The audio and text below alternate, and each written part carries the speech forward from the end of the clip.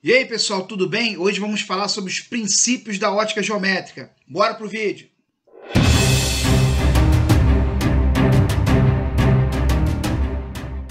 Então, galera, primeiramente vamos falar sobre as fontes de luz. A fonte de luz pode ser primária ou secundária. Isso depende se ela fornece a própria luz ou se ela recebe a luz de outro corpo. Tudo bem? Então a fonte primária ela produz luz própria, né? Ela tem luz própria, né? E a fonte secundária ela reflete a luz de um corpo, né? De uma fonte primária. Eu também posso chamar de corpo luminoso a fonte primária ou corpo iluminado a fonte secundária. Um exemplo mais clássico que eu posso ter para vocês é o Sol e a Lua. O Sol, fonte primária, produz a própria luz e a Lua reflete a luz do Sol. Fonte secundária ou corpo iluminado. Agora, uma fonte de luz também pode ser pontual ou extensa, tá, pessoal? Na fonte pontual, que é essa aqui de cima, é importante colocar que nós só teremos sombra. Então tá aqui o cone de sombra, né? Temos aqui um objeto opaco, que não deixa passagem de luz. Aqui uma lampadinha bem pequena e a projeção de um cone de sombra. Já quando a fonte é extensa, uma fonte muito grande, né, em relação ao objeto opaco, nós temos uma região de sombra, um cone de sombra, e uma região de penumbra. O que seria penumbra? É uma quase sombra. Não chega a luz, mas chega um pouquinho. Tudo bem? Quer dizer, seria entre o quente e o frio, o morno. Chega só um pouquinho de luz. Então fica ali aquela sombrinha mais clara, né? Isso aqui é muito importante quando a gente for estudar eclipse, né? Eclipse solar, principalmente, porque nós teremos aí eclipse total do Sol em algumas regiões do planeta e eclipse parcial do Sol em outras regiões do planeta. Então nós temos ali no cone de sombra eclipse, né, total naquela região e nas regiões, né, onde nós temos a penumbra, eclipse parcial. Agora os meios, né, por onde a luz se propaga, pessoal, nós temos aí um meio opaco, onde a luz não se propaga. Aí nós teremos a projeção de sombra, penumbra, como eu falei anteriormente. Nós temos aqui um corpo, né, transparente, um meio transparente, onde a luz atravessa de forma regular, tudo bem? E o corpo translúcido, ou meio translúcido. A luz atravessa, mas não atravessa com regularidade. Você não consegue definir direitinho o objeto que está por trás desse meio, por trás desse corpo. Eu costumo falar daquele vidro facetado, né, vidro de vasculhante, onde você tem ali, você enxerga que tem alguém ali, mas não sabe definir quem é. Fica meio assim indefinido, né? Então seria um corpo translúcido.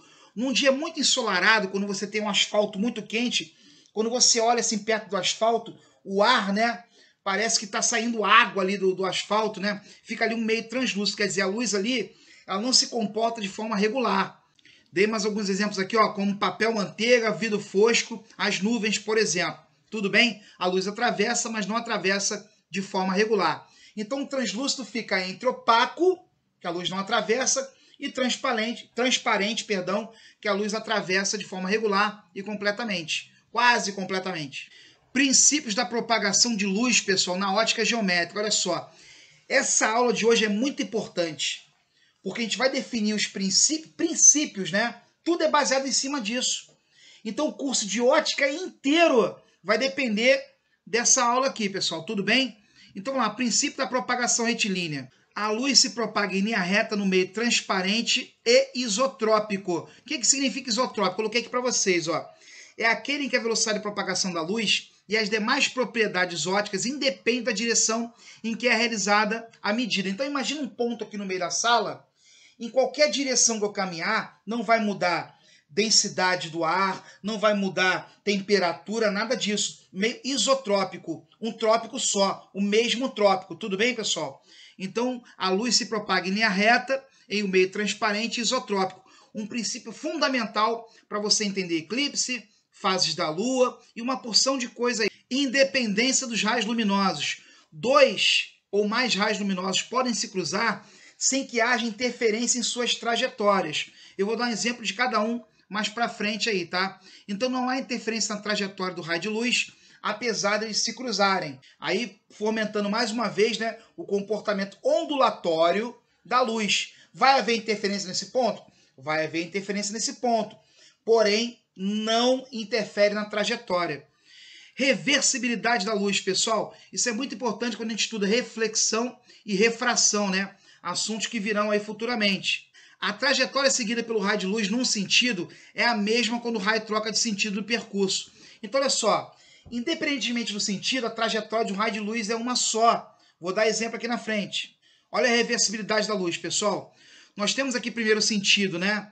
Incidência, bateu na superfície refletora, refletiu e voltou. Raio incidente, raio refletido. Agora muda o sentido. Eu coloquei da esquerda para a direita, né? Vamos colocar da direita para a esquerda. Incidência, refletido. A trajetória é a mesma. Então o carinha A consegue enxergar o carinha B e o carinha B consegue enxergar o carinha A. Tudo bem? Então cuidado, se você é um motorista e enxerga o cara de trás, o cara de trás também é capaz de te enxergar. De A para B, de B para A. A trajetória é a mesma. Independência dos raios luminosos. Vamos lá, galera. Eu coloquei aqui a lâmpada, né? Na esquerda, uma lâmpada na direita. Os raios se cruzam e não há interferência em suas trajetórias. Então, uma luz azul consegue iluminar azul no chão. Uma luz vermelha consegue iluminar vermelho no chão. Aqui no meio ocorre a mistura, lógico. Então, um exemplozinho para a gente fechar aqui, ó. 3 feixes de luz de mesma intensidade podem ser vistos atravessando uma sala, como mostra a figura. O feixe 1 é vermelho, o 2 é verde e o 3 é azul. Os 3 feixes se cruzam na posição A e atingem o anteparo, né? Anteparo onde ocorre a projeção da luz, nas regiões B, C e D. As cores que podem ser vistas nas regiões A, B, C e D, respectivamente, são... Vamos lá, galera. Vermelho não depende, né, da trajetória dos outros, quer dizer, pode se cruzar que não interfere em sua trajetória. Então, o ponto D é vermelho. Então, o último é vermelho. Já sobrou letra C e D. O ponto B, pessoal, o ponto B é azul, tudo bem? E o ponto 2, o ponto C, né, da luz 2, é verde. Agora, o ponto A é a mistura de todas as cores. Então, nós temos essas cores primárias aí, vermelho, verde e azul, vai ser branco. Então, a letra A, branco. Letra B, azul. Letra C é do 2, né? Verde. E letra D é do 1, vermelho. Pessoal, gabarito letra D. Agora, pessoal, um dos princípios mais importantes da ótica geométrica. Não é o mais importante porque eles trabalham, né, de forma uníssona, né? Todos ao mesmo tempo. Porém, isso aqui explica muita coisa. Propagação retilínea da luz, pessoal. Nós temos aí vários exemplos, né? Câmara escura, nós temos aí eclipse lunar, eclipse solar. Repara quando a fonte é pontual, sombra. Quando a fonte é extensa, penumbra. Então, no eclipse, pessoal, nós temos aí uma diferenciação entre eclipse lunar e solar. Por quê? Quando nós temos a Lua, que é 6 vezes menor que a Terra, nós temos aí eclipse total da Lua. Né? A Terra consegue encobrir totalmente, né, a Lua. Eclipse significa, sumiço. Isso na antiguidade significava presságios, né? Bons ou maus presságios. Então nós temos aqui eclipse total da Lua. Isso pode demorar horas, tá, galera? Então o Sol, uma fonte extensa, é muito grande em relação à Terra, em relação à Lua, né? O Sol é 400 vezes maior que a Terra. Há uma curiosidade. A Terra é o único planeta no sistema solar que tem eclipse total do Sol. Aí é uma coincidência astronômica. O diâmetro do Sol é 400 vezes maior que o diâmetro da Terra. E a distância da Terra para o Sol é 400 vezes maior que a distância da Lua para o Sol. Então, veja bem, é uma semelhança de triângulo muito singular, né, no nosso sistema solar. Uma coincidência muito grande.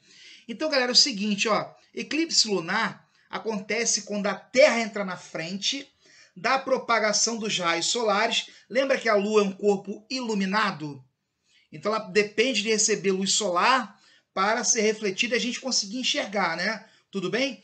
Então quando a Terra entra na frente da propagação desses raios, interrompe essa propagação, que a Terra é um corpo opaco, e projeta seu cone de sombra na Lua, né? Então nós temos aí o eclipse da Lua, sumiço da Lua.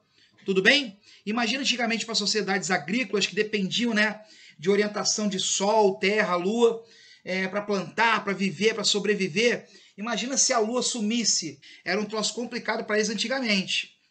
Agora, eclipse solar. O solar é o seguinte, A Lua passa na frente da Terra e interrompe, né, os raios solares que viriam para a Terra. Então a Lua projeta sombra na Terra.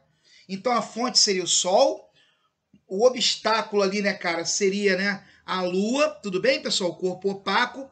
E o anteparo, onde a sombra é projetada, seria a Terra. Então o eclipse solar é quando a Lua entra na frente da propagação dos raios solares. Aí você tem ali o cone de sombra, o eclipse total acontece aqui, e a penumbra, né, onde a gente enxergamos, né, eclipse parcial do Sol. Isso acontece por quê? Olha o tamanho da Lua e olha o tamanho do Sol. Então a gente não consegue projetar a sombra da Lua, né, para tapar toda a Terra. Tudo bem, pessoal? Nós temos aí uma fonte extensa, né, o Sol. Galera, espero ter ajudado. Muito obrigado e até a próxima.